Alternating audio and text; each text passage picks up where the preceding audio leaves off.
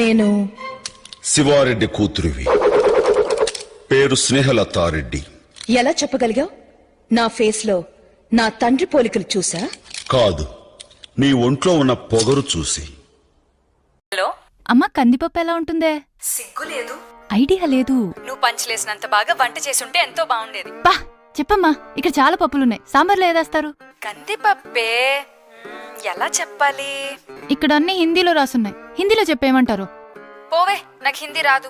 అబ్బా, అలా అయితే వాట్సాప్ లో ఫోటో పంపించు, నేను చూసుకుంటా. నీ బొంద ఎల్లో కలర్ లో ఉంటుంది చూడు. వాట్సాప్ లో పంపించడం కుదరదు.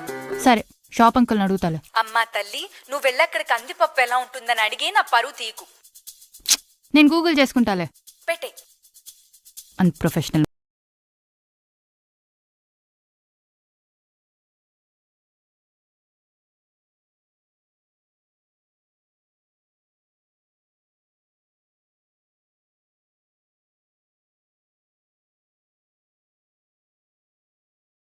అమ్మకొక్క